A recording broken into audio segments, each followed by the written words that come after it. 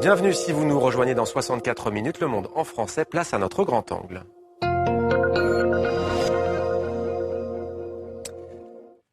Le panafricanisme est à la mode, mais tout le monde en parle sans vraiment savoir ce que c'est exactement. L'historien Hamzat Boubacar Yabara fait le tour de la question dans un essai riche d'enseignements. On y apprend par exemple que le panafricanisme a d'abord été un panégrisme, qu'il est né non pas sur le continent africain, mais en Amérique.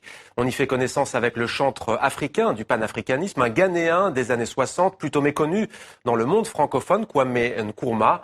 Mais où est donc notre héros panafricaniste francophone Thomas Sankara? Eh bien, il a cessé de l'être après avoir échoué visiblement à unifier le Burkina Faso et le Ghana, nous explique Bruno Jaffray. Bonsoir messieurs, bienvenue à vous. Vous êtes l'auteur Hamzat Boukari Yabara de ce livre Africa Unite, Africa Unité, une histoire du panafricanisme, édition La Découverte. Vous êtes historien et docteur à l'École des hautes études en sciences sociales à Paris. Avec nous également donc Bruno Jaffray, merci d'être avec nous. Vous êtes l'auteur de ce livre, biographie de Thomas Sankara, La patrie ou la mort, en nouvelle édition revue et augmentée. C'est aux éditions L'Harmattan. Hamzat Boukari Yabara, c'est un paradoxe et on l'apprend donc dans votre livre. Le panafricanisme n'est pas né en Afrique. Effectivement, le panafricanisme est né dans la diaspora africaine qui avait été déportée dans les Amériques dans le cadre de la traite transatlantique. Ce sont des Africains qui se sont révoltés pour gagner leur liberté, notamment à Haïti en 1791, également aux États-Unis. Et c'est depuis les Amériques que ces Africains libérés vont rêver de l'Afrique et vont rêver du retour en Afrique. Donc le panafricanisme est d'abord un mouvement de libération et de retour vers l'Afrique, également un mouvement de revalorisation de l'identité nègre avant de devenir un projet d'unification continentale au XXe siècle. Alors vous distinguez dans votre livre 3 temps dans l'histoire du panafricanisme. Le premier est directement, vous le dites donc, issu de l'esclavage et de la conscience de ce qu'on va appeler la négritude. Effectivement, c'est d'abord un mouvement qui s'est opposé au racisme, à la catégorisation des Noirs et qui va beaucoup jouer sur ce sentiment de solidarité entre les peuples noirs du monde entier. Donc un pannégrisme, et puis progressivement cette conscience raciale va être politisée et va dépasser en fait les identités pour concerner de manière plus globale l'Afrique et les Africains, donc le continent africain, dans le cadre notamment des luttes anticoloniales. Et puis à partir donc des indépendances, cela va être un projet beaucoup plus continental et beaucoup plus politique. Alors justement, concrètement, comment ce mouvement va-t-il arriver en Afrique ? Alors, il arrive par le biais des migrations, des allers et retours entre différentes personnalités. L'une d'elles est Marcus Garvey, qui va initier un grand mouvement de retour en Afrique parmi les masses afro-américaines et caribéennes. Et puis un autre personnage, Kwame Nkrumah, qui est né au Ghana, qui va ensuite aller étudier aux États-Unis dans les années 30 et qui, aux États-Unis, va un peu faire la synthèse de tous ces mouvements afro-américains, africains, caribéens. Et lorsqu'il va revenir ensuite au Ghana, en passant tout d'abord par Manchester, il va lancer une lutte politique pour l'indépendance et pour l'unité de l'Afrique, en expliquant de manière assez précise que l'unité de chaque État africain, l'indépendance de chaque État africain n'est rien si elle n'est pas liée à l'unité de l'ensemble continental. Donc ça va être le projet des États-Unis d'Afrique qui va émerger à la fin des années 50, qui va donner naissance à l'organisation de l'unité africaine qui ne correspond pas du tout au modèle initial qui avait été prévu et qui donne aujourd'hui naissance à l'Union africaine. Bruno Jaffray, s'il y a bien un nom qui est associé au panafricanisme, et il ressurgit d'ailleurs dans l'actualité avec ce qui se passe au Burkina Faso, c'est bien entendu celui de Thomas Sankara. Qu'en est-il ? Alors, je me suis livré aujourd'hui à un petit exercice qui a consisté à rechercher le mot panafricanisme dans les discours de Sankara. Donc c'est assez facile. Sur le site thomassankara.net, il y a tous les discours. On tape le mot qu'on cherche. Et à ma surprise, à moi-même, je ne l'ai trouvé qu'une fois. Je dois, en remontant dans mes souvenirs, je me rappelle que la première fois qu'on m'a dit que Thomas Sankara était panafricain, j'avais moi-même été surpris. Alors, il faut expliquer, je dirais, il y a des professions de foi panafricaines, si j'ai le temps, je lirai quelque chose, mais il faut d'abord comprendre le contexte politique de la période. Les indépendances commençaient à montrer que c'était un échec et que le panafricanisme qui avait été théorisé, ne s'est pas mis en place. Et on est plutôt dans une période où les dirigeants africains révolutionnaires, on va dire, sont plutôt influencés par le marxisme, qui n'est pas forcément contradictoire à mon sens, avec le panafricanisme, mais qui n'est pas dans le même domaine, on va dire. Donc voilà un peu. Et en fait, deuxième chose qui me semble très importante à dire, c'est que Thomas Sankara n'est pas un théoricien. Et ça, c'est très important de le souligner. Le seul discours un peu théorique est celui de le programme de la Révolution, le discours d'orientation politique qu'il n'a pas écrit lui-même, mais il est d'accord avec le contenu, dans lequel n'existe pas le mot panafricanisme. Le seul discours théorique est celui sur les femmes, qui est d'ailleurs très intéressant, et où il y a plutôt des références au marxisme. Maintenant, en fait, Thomas Sankara a des professions de foi panafricaines, que je vais juste citer 2 phrases. La première, elle est d'un discours assez peu connu, parce qu'on l'a trouvé il y a pas longtemps, de 85.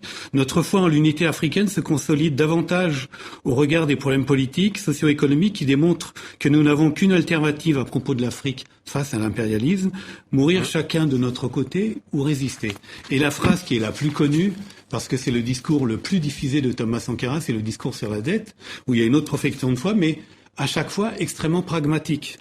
Faisons en sorte que le marché africain soit le marché des Africains, produire en Afrique, transformer en Afrique et consommer en Afrique, produisons ce dont nous avons besoin et consommons ce que nous produisons au lieu d'importer. Ouais. Donc, oui, juste, vous ne consacrez pas de chapitre, justement, vous, Hamzat Boukari Yabara, à Thomas Sankara. Une réaction peut-être pour vous, d'abord sur Thomas Sankara, puis après, dites-nous quelles sont les figures alors du panafricanisme. Alors, sur Thomas Sankara, il y a un chapitre qui lui est consacré parce que Thomas Sankara est panafricaniste. Il n'a pas utilisé le terme comme d'autres ne l'ont pas utilisé. Quelqu'un comme Frantz Fanon est panafricaniste, mais il a toujours parlé d'unité africaine. Ouais. Il faut bien comprendre que le terme panafricanisme a été très largement galvaudé à partir de la création de l'Organisation de l'Unité africaine, qui n'a strictement rien à voir dans le fond avec le panafricanisme. Alors Thomas Sankara, on le rappelle, ancien président du Burkina Faso assassiné en 1987, date de l'arrivée au pouvoir de Blaise Compaoré, qui est parti il y a quelques jours. Effectivement, et qui a toujours été très critique sur le panafricanisme de l'OUA, en expliquant que cela ne correspondait justement pas à la théorie, donc il s'est davantage consacré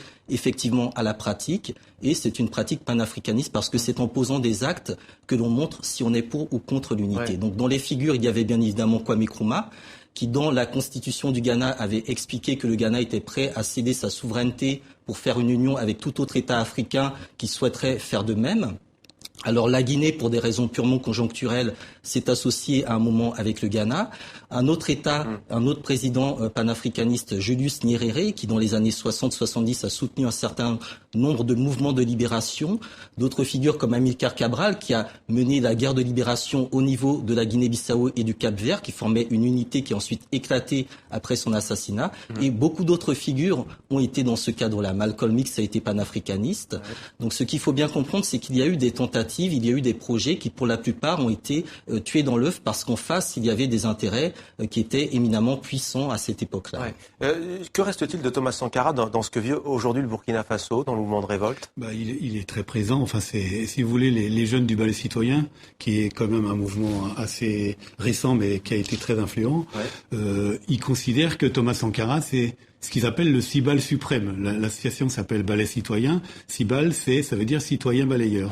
Et donc, en lui consacrant ce titre, ils expriment par là qu'ils sont influencés par Thomas Sankara. Je voudrais dire quelque chose, parce que vous avez dit tout à l'heure que l'union avec le Ghana avait été un échec. Elle a été un échec simplement parce qu'il a été assassiné.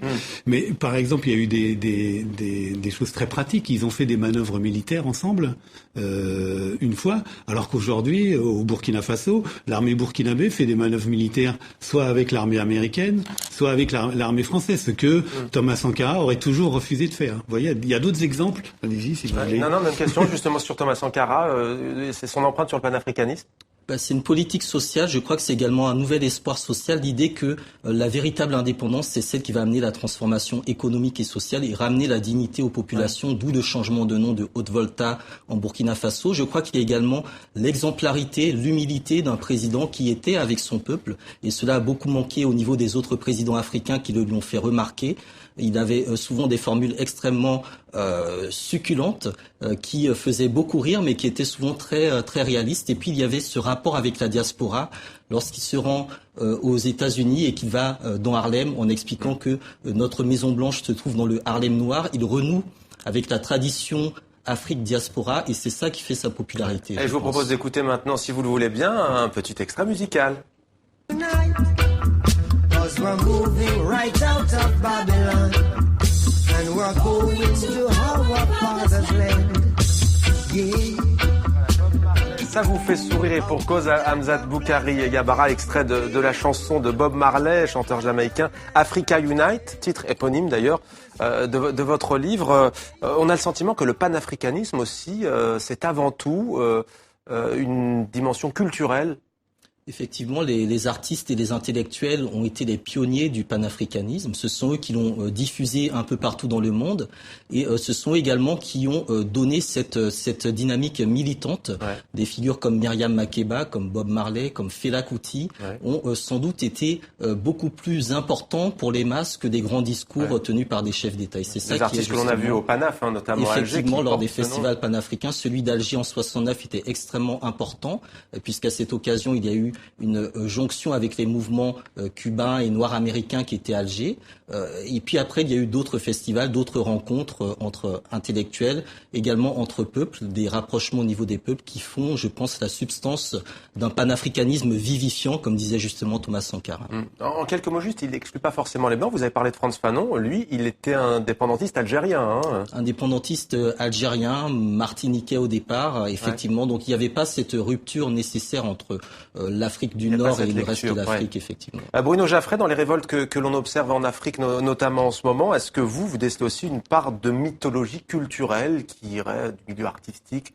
En tout cas, si je reviens au Ballet Citoyen, ce sont deux artistes qui ont créé ce mouvement, deux artistes qui ont fait des chansons qui ont été beaucoup diffusées au Burkina et ailleurs, qui sont des hommages à Thomas Sankara. Donc on est en plein. Et bon, il y a une page sur le site thomasankara.net que j'anime, pas une page, il y a une rubrique entière à tous ceux qui s'inspirent de Thomas Sankara. Vous avez des chorégraphes. Il y a un excellent chorégraphe comme Serge Aimé Koulibaly qui a fait des spectacles pour thème, et etc. Vous avez des cinéastes. Il y a beaucoup de films et il y en a beaucoup en projet, mais vous connaissez la difficulté à mettre en place un film. Et bon, moi j'en vois passer beaucoup. Et ça va venir. Et il y a toute une série de choses, des pièces de théâtre. Il y en a plein qui passent à Ouagadougou sans même que je sois au courant. Il y a vraiment il inspire. Il a beaucoup inspiré les artistes. Ce qui reste aussi de lui, c'est l'homme intègre, le Burkina Faso. C'est le pays des hommes intègres, c'est ça qui est important, ce qu'il a dit, c'est la pratique. C'est-à-dire que lui, il a fait beaucoup de discours, mais pas beaucoup de théories. Mais par contre, ce qu'il a fait, c'est qu'il a montré aux Africains qu'en comptant sur leur propre force, ils peuvent développer leur continent. Et c'est bien plus important. C'est pour ça qu'il est populaire. Et c'est bien plus important, finalement, que n'importe quel discours. Et les gens ont eu confiance. Ils l'ont suivi. Ils ont retrouvé leur dignité. Et c'est quelque chose qui est très fort. Parce que c'est presque le dernier président. Enfin, je pense qu'on peut dire que c'est le dernier président qui a réussi à créer ce mouvement autour de lui. Pour ouvrir un tout petit peu, Hamzat Boukari Yabara, en quelques mots, le panafricanisme, on a le sentiment que ce serait comme un garde-fou pour rappeler aux dirigeants actuels du continent africain, par exemple en Algérie aussi, le prix des trahisons et de dire n'oubliez pas aussi les idéaux pour lesquels les anciens se sont battus. Frantz Fanon l'écrivait bien avant sa mort. Effectivement, il y a un idéal qui a été trahi par plusieurs générations, je pense, de dirigeants.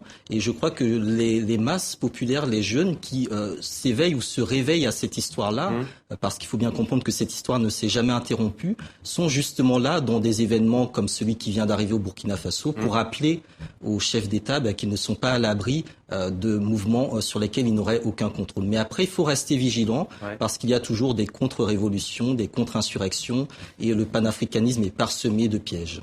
Merci à vous, Hamzat Boukari Yabara, auteur de Africa Unite, une histoire du panafricanisme, édition La Découverte. Merci Bruno Jaffray, biographie de Thomas Sankara, La patrie ou la mort. Merci pour vos témoignages.